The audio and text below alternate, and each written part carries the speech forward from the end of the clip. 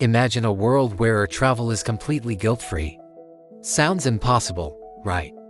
For years, the aviation industry has faced immense scrutiny over its environmental footprint, a challenge as vast as the skies themselves. But what if I told you the solution isn't just on the horizon, it's already in development? Think about it. We love to fly. It's how we discover new cultures, connect with loved ones across continents, and fuel our global economy.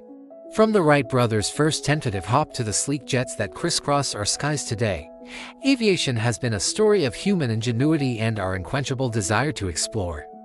But this incredible freedom comes at a cost to fly airplanes. Globally, aviation accounts for about 2.5% of CO2 emissions.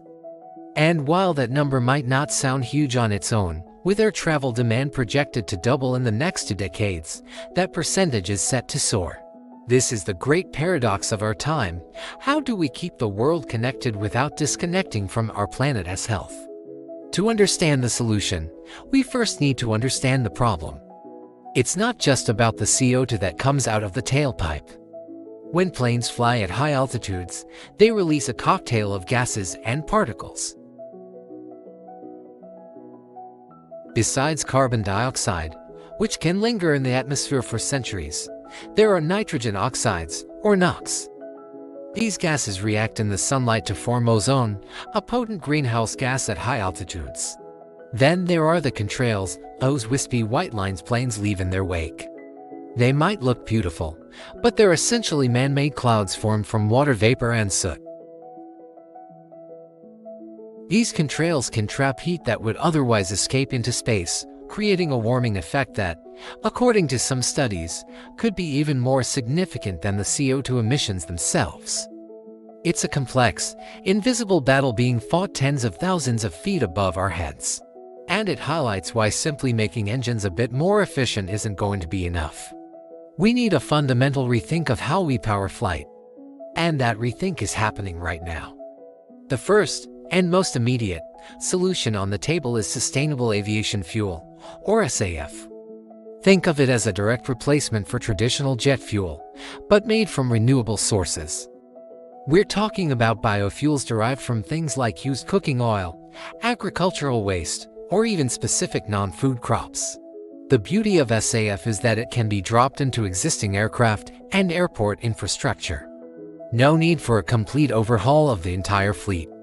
When you use SAF, you're essentially using carbon that was already in the ecosystem. The plants absorb CO2 to grow, we turn them into fuel, and when it's burned, that same CO2 is released back. It's a closed-loop system, or close to it, capable of reducing life cycle emissions by up to 80% compared to fossil fuels. Airlines are already using it, blending small percentages of SAF with conventional fuel on thousands of commercial flights. The biggest hurdles right now are scale and cost. Producing enough SAF to power the world's entire fleet is a monumental challenge, and it's currently much more expensive than traditional jet fuel. But as technology improves and production ramps up, those costs are expected to fall, making SAF a critical bridge to a zero-emission future. But what if we could eliminate emissions at the source? That's where two other revolutionary technologies come in: electricity and hydrogen. Let's start with electric. You've seen electric cars, so why not electric planes? It's a fantastic idea, but the physics are tough. The problem is batteries.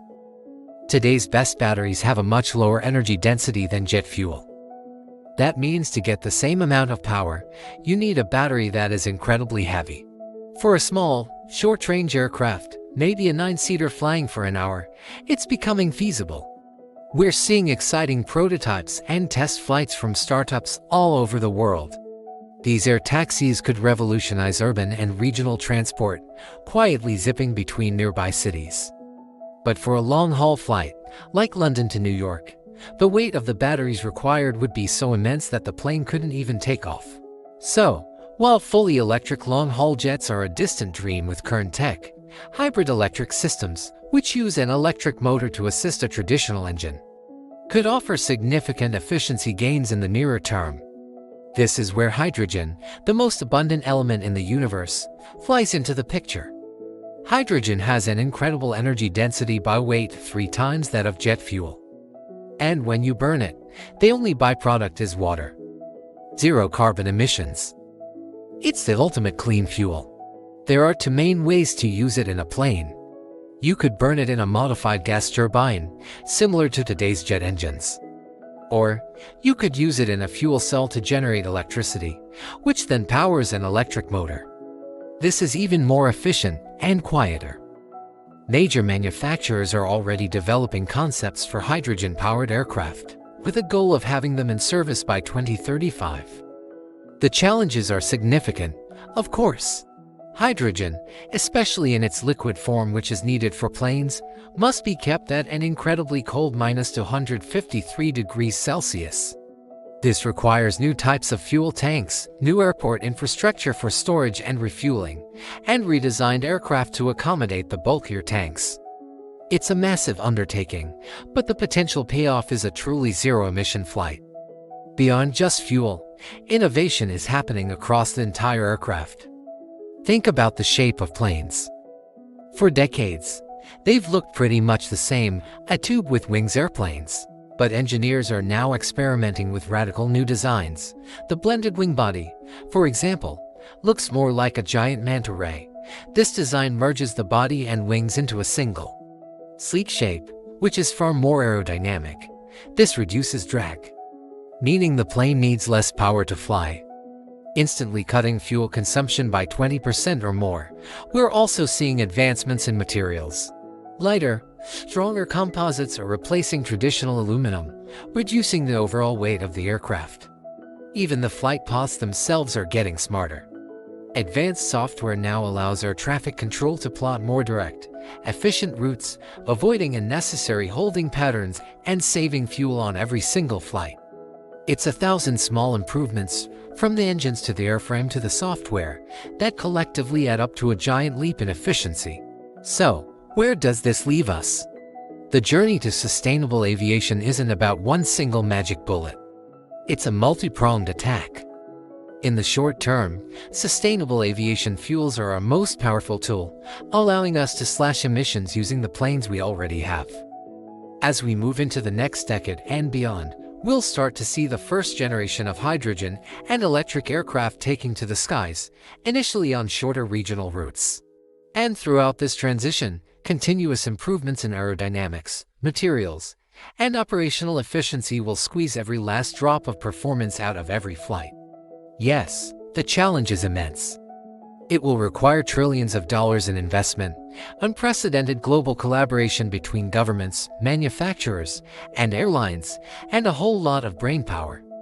But the progress is real, and the momentum is building. The silent, emission-free flight might not be here tomorrow, but it's no longer a question of if, but when. The future of flight is being reinvented before our very eyes, promising a world where we can continue to explore our amazing planet without costing it to Earth. The future of travel is an exciting and rapidly changing space, and we'll be here to cover it every step of the way. What do you think is the most promising path to green aviation? Let us know in the comments below. If you found this video interesting, please give it a thumbs up and consider subscribing to the channel for more deep dives into the technologies shaping our world. Have a nice green day. Thank you so much for watching.